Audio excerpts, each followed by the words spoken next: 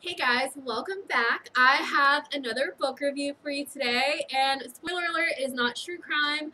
Definitely needed a break after the last 5 books that I've done that were all true crime and all terrified me just a little bit. I'm back to sleeping normal though, so great. This book I actually won in a Goodreads giveaway. It is called Night of the Assassins by Howard Blum, and it is about a World War II operation by Germany to kill the big three being Winston Churchill, Franklin Roosevelt, and Joseph Stalin. So this clearly did not happen, or I think we would be living in quite a different world telling a very different story. So this was a failed attempt. It was called Operation Long Jump. And this book kind of takes us all the way through that operation. I have given it 3 stars. I didn't think there was anything wrong with the book. I will go ahead and say World War II is not really my forte, and that might be why I was losing interest at some points. It's just not my favorite time period, and I tried my hardest to read it, and I found myself having to look up a lot of people because I didn't know a lot of them, and that's okay. I think that's kind of part of reading nonfiction sometimes, is that you spend a lot of time on Google, or at least I do. You might not, but I think I probably Google at least like 5 things every single time I read a nonfiction book. So this one is kind of told from like 2 main characters. It sort of seems to me like it read like a thriller. Not the whole thing, but you kind of got the 2 like perspectives. And the 2 perspectives were from Mike Riley, who is a Secret Service agent, but he's like the president's bodyguard. So he was the one that was like always right beside FDR, and the one that was having to like figure out safety precautions for the president during all of these crazy meetings that were going on. And then a man called Schellenberg. I'm so sorry if I said that wrong. My German is like non-existent, so sorry. But he worked for like a secret service, not really secret service, like a spy type organization in Germany, and it was him who was in charge of putting this plan together. So this kind of goes, there were clearly like 3 big people who were with the Allies, and that's FDR, Churchill, and Stalin. And it was kind of hard for them to meet, as you can imagine, seeing as how FDR was in America, Stalin was in England. I mean, Stalin was in Russia, and Churchill was in England. They're all quite far. So Churchill and FDR met a couple of times, but Stalin was like not meeting with them. So the 3 of them were trying to meet, and Stalin was like, "Let's meet in Iran."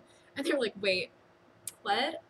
And Iran was quite far for FDR and Churchill both, and I guess it was a little bit closer to Stalin.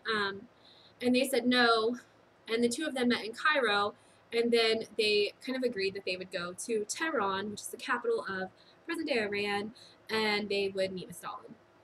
And this was happening in late November of 1943. So according to what they were saying with Schellenberg, they already knew, like the Nazis already knew that they were going to lose the war, but FDR called for an unconditional surrender. And I don't know 100% if this is still true, but it was said in this book that the last people who had actually called for an unconditional surrender were the Romans.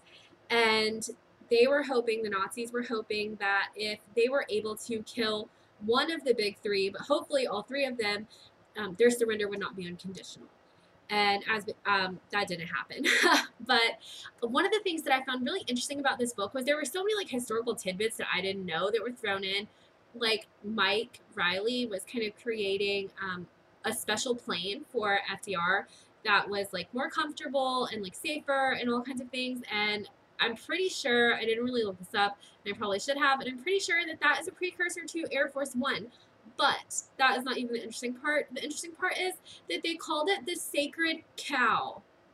Like, why did we change the name? I think that's fantastic. I would love to just call whatever plane a Sacred Cow, but you know, they don't let me name things. They should. But I thought that was super interesting. I also was kind of learning something that I didn't know, and you might know this, and you might be like, how did you not?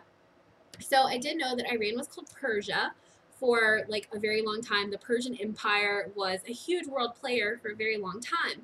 And for some reason, and I can't tell you exactly what that reason is besides like just me not being informed, I thought that the Persian Empire must have ended like a very long time ago and that like Iran was called Iran for like hundreds of years. That's what I believed.